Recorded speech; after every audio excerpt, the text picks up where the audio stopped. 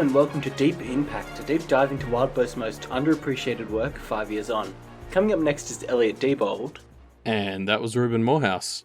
And we are here, Elliot, to talk about Damages 2.5, a good old-fashioned sword fight arc, one of them classics.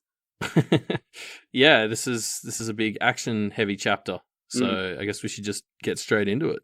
Yeah, so 2.4 left us with a big, beautiful swordswoman with a wobbly sword stepping to Blake, and we continue right there with, again, this swordswoman stepping to Blake, before Mrs. Lewis does a great little bluff where she just kind of steps in between them and is like, no, go ask your master who I am.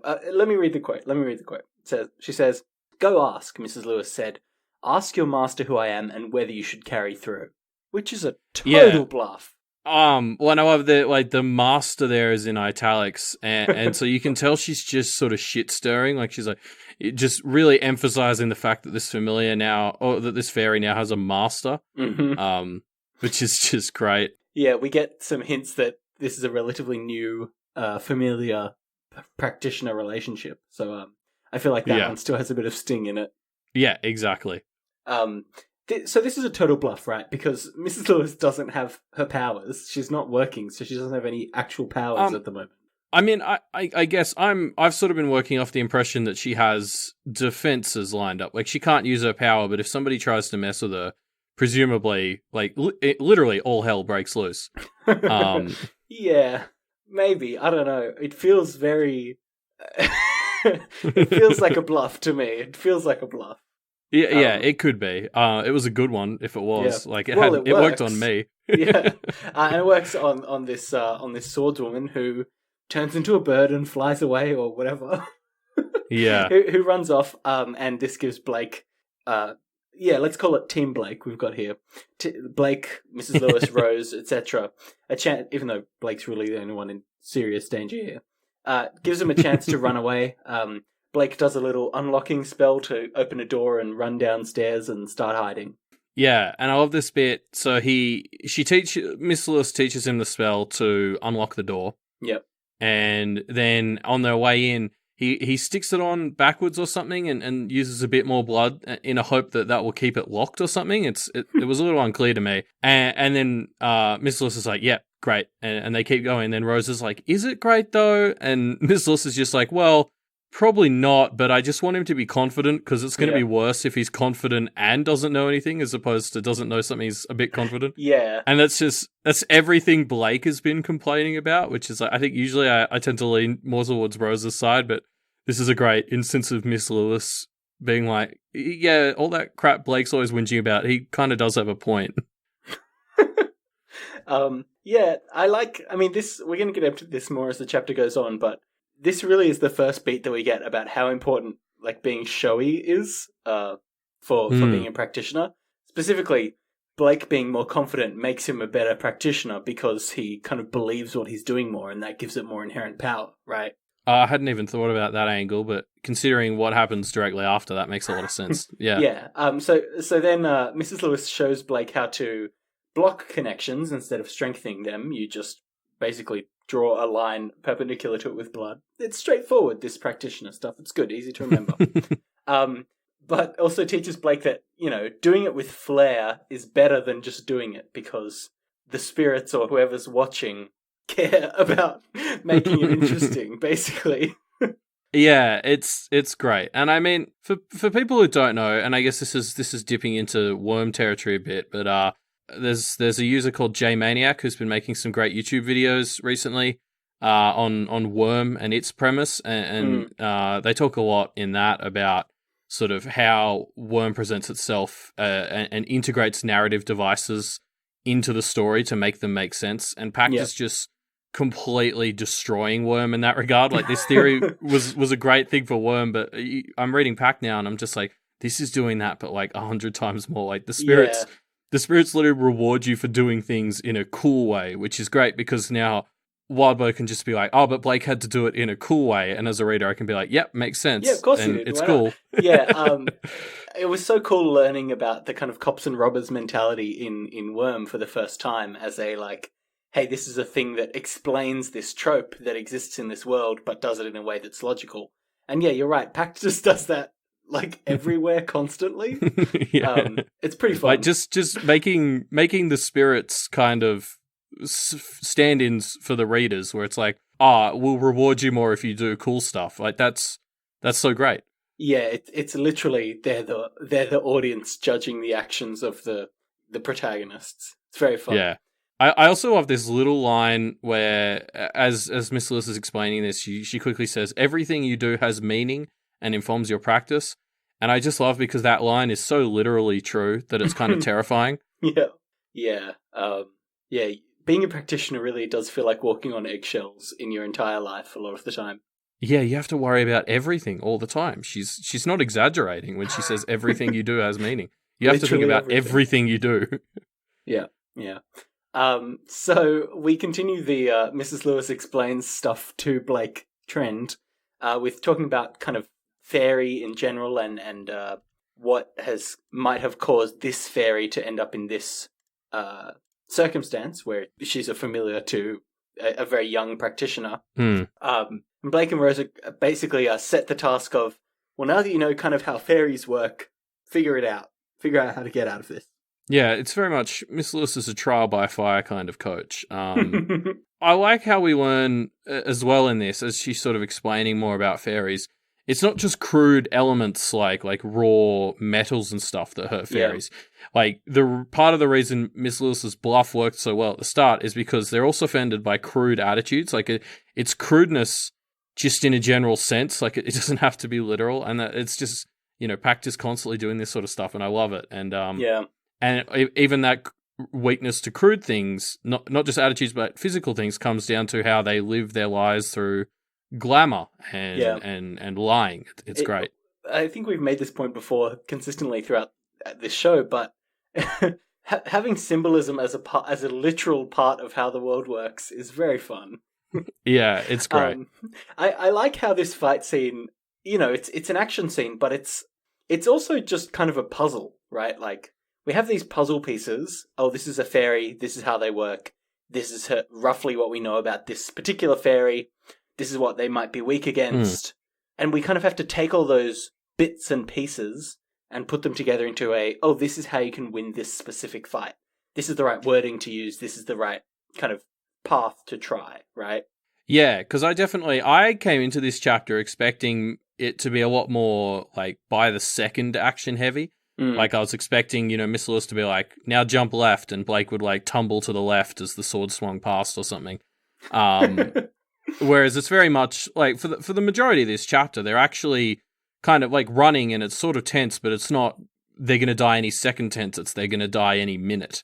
Yeah, it's running and hiding, and then quick, a little bit of combat, run and hide, and use what you learned to try again. Yeah, and it very much seems to be the sort of setup for all of this stuff, because that's kind of similar to what we saw with the bird skull creatures before, is it's you try and get somewhere where you can have enough time to figure out what you're actually going to do, and then you do it, is sort of the pattern so far.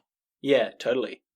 So Mrs. Lewis does more explaining, talks about how they've cornered themselves into an isolated place, which is basically a good place for practitioners to be, because you're out of the way of prying eyes, and you're more near to ghosts and vestiges and whatever else that might actually help you out.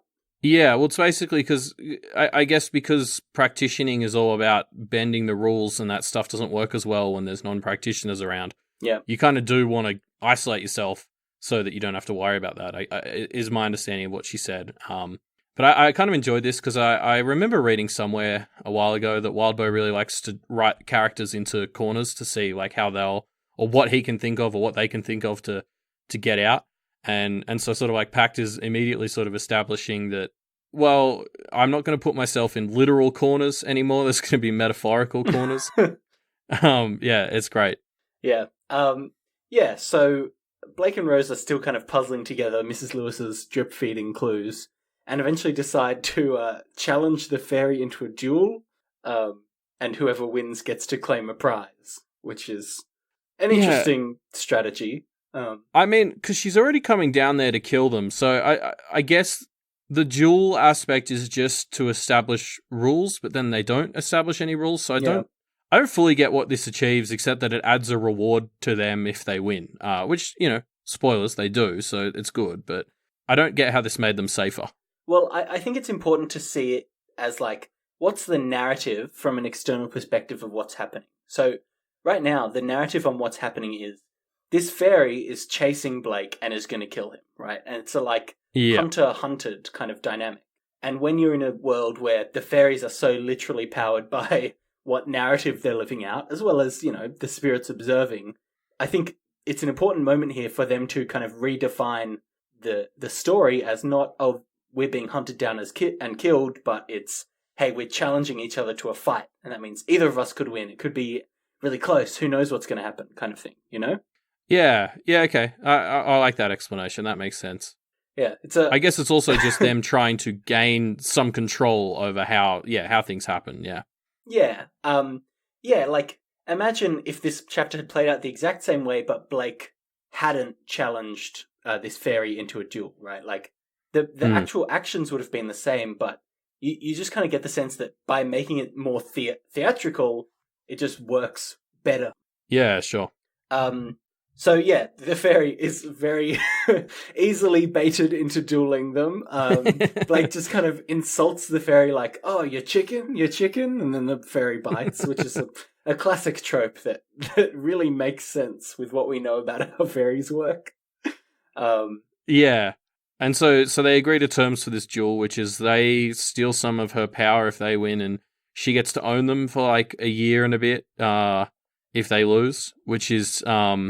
I mean, it's funny because Blake keeps insulting her and he's like, oh, am I making it worse? and then he's sort of like, no, it's okay because she's going to kill me anyway. And then he sort of realizes, well, actually, there's a lot worse things than her killing me. Yeah, and the fairy makes this explicitly clear. I mean, it definitely evokes all the mentions of flayed skin that were happening throughout the whole first arc, right? Like, it's not hard to imagine that that's what awaits Blake and Rose. In fact, I like the way that she sets it up. She says, the first day I own you guys, I'm going to torture you so much that it will be the worst day of your life. And I'm going to make sure that that's the case for every single day. Which is, pretty good, pretty scary threat. I don't know. Yeah, I'd rather die, probably.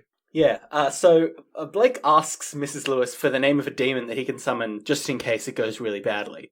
And Mrs. Lewis is like, oh yeah, if it goes badly, say the name Orneus 7 times. And Blake is like, all right, Orneus, and he just kind of starts saying it.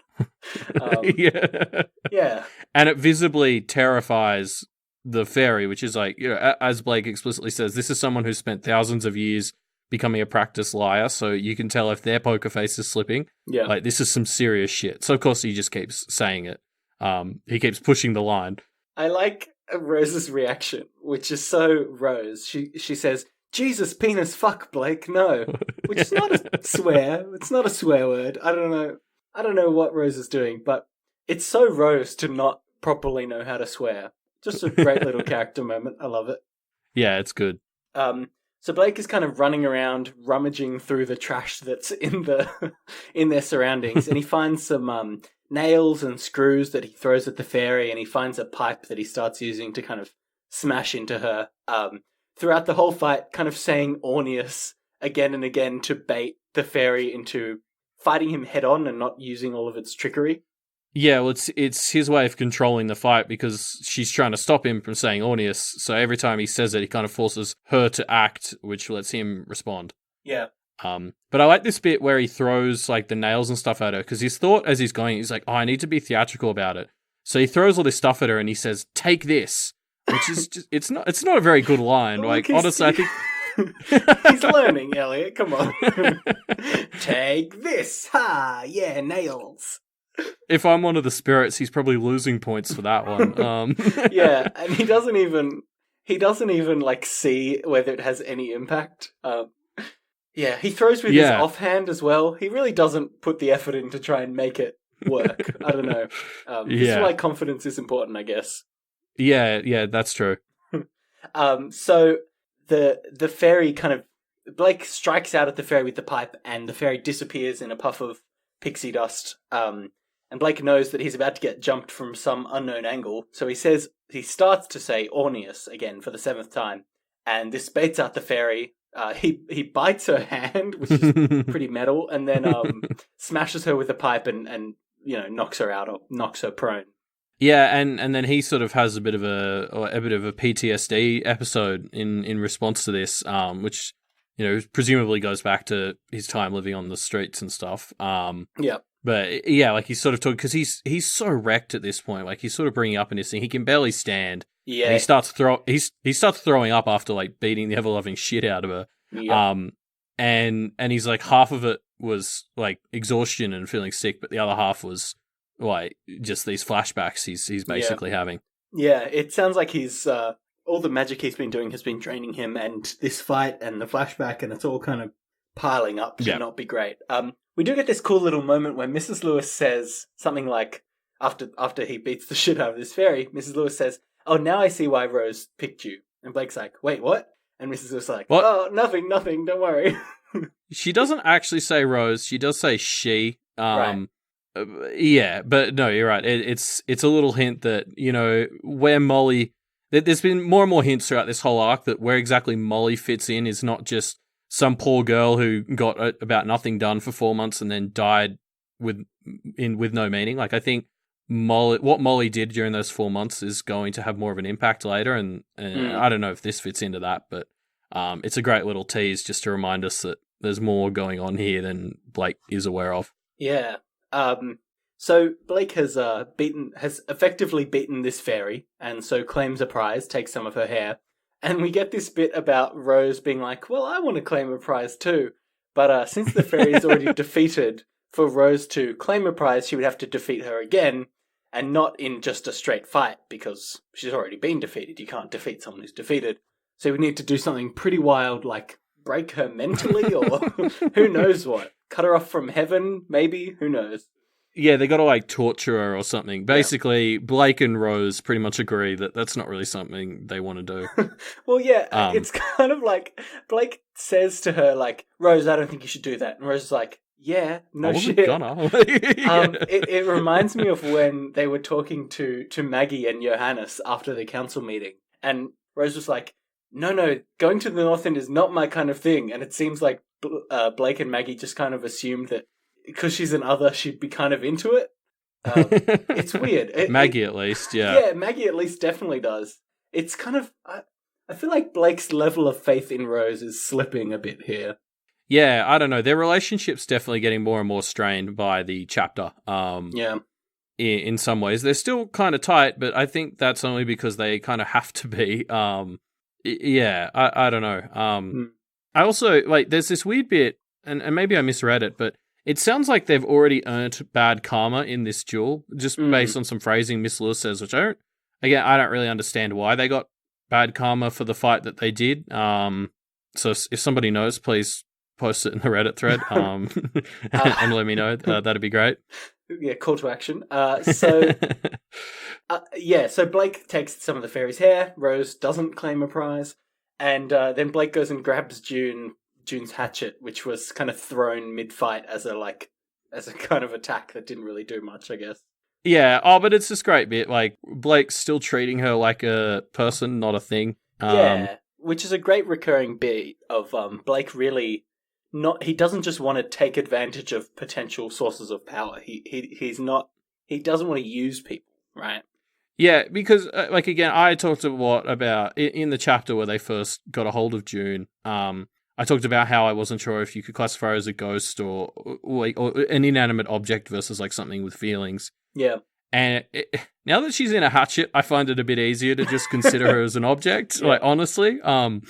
Whereas, like, Blake is just still as far along the she's something with feelings line as he ever was, which is good of him. Blake is clearly not comfortable just treating her as a magical +2 damage hatchet or whatever. Yeah, exactly. I like that Blake's character is consistently kind of heroic, right? Like, even from the first chapter when he forced the woman who gave him a lift to take some money in exchange, he's never, like, been okay with using people, right? Yeah, exactly. And I think that's part of why he's going to struggle in this world. Yeah, totally. So Blake basically says to the fairy, "Hey, we'll trade you for our freedom. Change into a bird so we can hold you." And then that basically happens. Blake grabs this bird fairy, hands her back to her owner, master. I don't know the word for it. Yeah, I think it's master. So I don't quite get this. At what point did they? Because it kind of sounds like they have ownership of the fairy until they decide to give her back, which I didn't really understand how that happened. Like, they took the hair. I thought the deal was done at that point. Yeah, I mean, they had defeated her, so maybe there's some concept of, like, you know, she has been claimed as their prize to an extent. Yeah, maybe. But it's definitely, because it turns out to be this sort of sign of, this show of good faith that he gives the fairy back, just sort of peacefully, really. Yeah, and it works. They, you know, the two Duchamps, the older one kind of calls her mother, and has this great conversation about, like, no, we're gonna let him go. No, think of it as a favor for me taking her to dance recital for 6 months. And there's this weird kind of back and forth over the phone while Blake just stands there awkwardly watching. And Mrs. Lewis is still there as well, which is weird. Yeah, well, and like Blake calls it out a bit later, but he's sort of standing there trying to like be like, "Oh, I'm too tough to take on," but he's clearly sort of wobbling because he's about to pass out. Yeah. So like you can just imagine she's on the phone. Miss Lewis is probably just standing in the background looking scary as fuck, and Blake's just sort of standing there trying to look menacing but wobbling on the spot, leaning against the wall. Yeah. I want to ask you this, Elliot. If Penny, the older Duchamp, had gone on the attack here, do you think Blake could have taken her on? No, I think Miss Lewis would have had to do something that probably wouldn't have been great for anyone. Yeah, I think you're probably right. But the reason it's not a definitely to me is, you know, this whole chapter has been about theatrics and how important they are to you know, the kind of flow of power in the world. And Blake is so... He's in badass mode right now, you know? Whereas Penny has just kind of, you know, hassled her mother over the phone. As the audience, we are basically the spirits, right? And so my reading on this is like, well, Penny seems like she's a bit of a weakling at the moment, and Blake seems like a badass, so maybe he could take her on, and maybe that's enough power to get him across the line. I mean, maybe. At best, it might just counteract the weakness he's currently got for lying earlier. Yeah, true. I don't know. He's not in good shape, is he? But yeah, no, this sort of comedy bit about how, you know, she wants to trade the favor of taking her sister to dance lessons for 6 months, trades off with, like, I think the quote is, like, the end of the world and hellfire on Earth and stuff. Yep. It's just kind of hilarious and sort of shows how out of place this whole practitioner world is, where they're juggling these same things in the same sentence. Yeah. It's hilarious. Yeah, it's a good beat. So yeah, they negotiate the end of the world, dance lessons, etc. And basically Penny negotiates and lets Blake kind of have a free pass to go and deliver his letter and then head home. Yeah. And Penny seems to be like, you know, she's being nice as she can be in this situation. But Blake is not keen on being nice. He spits up some blood on the ground at her feet and just kind of trots off. Yeah, well, she's sort of like, "Oh, hi, I'm Penelope, but my friends call me Penny." Yeah. And he just sort of spits on the ground in front of her and's like, "Okay." Which is, you know, any goodwill that was starting to be generated just got obliterated. But that sunk all the ships right there.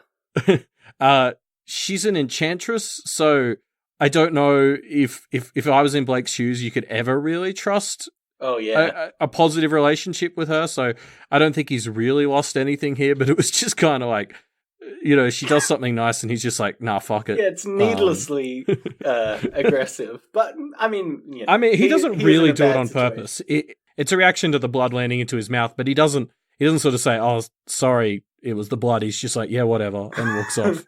Yeah, it's not his blood. It's blood from the fairy who he bit. Yeah. Anyway, so that's the end of Damages 2.5. He heads off to deliver the letter, basically. Yeah. So what did you think of 2.5, Elliot? I liked it. As I sort of said, this wasn't quite it wasn't action-packed in the way I was expecting, but it was pretty great. Like, I love the problem solving. We're still getting exposition dumped on us, but it's while we're fighting the creature that we're getting exposition on. So it doesn't feel forced. It feels very applicable. So yeah, it's great. Yeah, the two things I like the most about this chapter is how this fight is set up as like a kind of Poirot-style mystery where you have to put the pieces together to figure out how to win the fight. In addition to just... Yeah. I love the dramaticness of it all, you know? The theatricality of it all. It's just a fun little system. Yeah. Yeah, definitely. And so then I guess that brings us to our bonus round for this chapter. Bonus round, bonus point. So we're going to do another comment deep dive for this episode because there were some great comments under this chapter. So, Ruben, what did you bring? So, again, I found it hard to just stick to one comment because there's so much back and forth. Yeah, it's usually kind of almost a little thread that I'm pulling, not just a single. Totally. Yeah, but the two main contributors from this were Chiro and Surfuente. Talking about, there's another part where Blake must just look terrifying to normal people, you know, lurching out of the basement, bloodied, stumbling around, and it's similar to how Blake didn't realize how terrifying he would look back when he was buying mirrors and knives. I just like how this kind of highlights how Blake doesn't see himself as threatening at all. Like, even when he's doing things which any sane person would say, well, this makes you look like a serial killer. Blake is just kind of like, oh, why are you reacting like I'm a threat? I'm just staggering around with a bunch of knives. Yeah, true. Yeah, it's an interesting character quirk of Blake's that he kind of sees himself as, I don't know, the underdog maybe, or just not a threat. Yeah, he doesn't see himself as a threatening guy at all, yeah. Yeah, I just like that as a little kind of thing to point out about Blake's character. Yeah. And so I brought a comment. Again, it's a comment and sort of the response. So the original comment was by Meister, and then there's a response just a bit down from Source Dave. And they're sort of talking about, this hilarious Duchamp family like dysfunction that shows up as they're discussing the end of the world versus dropping sisters off at dance lessons, and how like it kind of fits that the Duchamp family would be a bit dysfunctional because they're so used to manipulating relationships with magic that maybe they're not as practiced as they should be at just dealing with people who they can't just magic around. Yeah, which is an interesting angle. It makes sense. I mean, a lot of this story has messy family dynamics, right? Like Blake's family, the Duchamps obviously have some weird stuff going on. No, it's hardly unique to the Duchamp family, but I like this idea that they're too used to manipulating people through the magic that when there's someone who's probably immune to that, they're a bit lost. And I don't know if it bodes well for this marriage between the Duchamps and the Behaims. I guess we'll see. Yeah. Where that might go in the future. Yeah, I mean, you already get the sense that marriage is quite political, which I don't know if makes for the happiest marriage, but it's an interesting thread to keep an eye on, I suppose. Yeah. And that brings us to the end of Damages 2.5. Yeah. So if you guys enjoyed hearing us discuss this episode, why not jump in and join the conversation? The way to do that is to follow the link to the discussion thread in the little episode notes down below in the bottom of the podcast player. Also in those notes, you'll find the link to our website, mediamdpodcast.com, where you can find links to subscribe to this podcast on your podcast catcher of choice. Yep. On that podcast catcher, you can also review us. iTunes reviews especially will be very helpful for getting our show in front of more people and sharing the great theatricality of Pact with the whole world. You can check out our Twitter where we post about all our shows and interact with people. If you want, you can tweet at us, or you know how it is. Yeah, that's how Twitter works. Mm-hmm. And yeah, I guess apart from that, we'll see y'all on the 4th of February, the Monday. 4th of February, yep. For nope, not Bonds. Damages 2.6. See you then.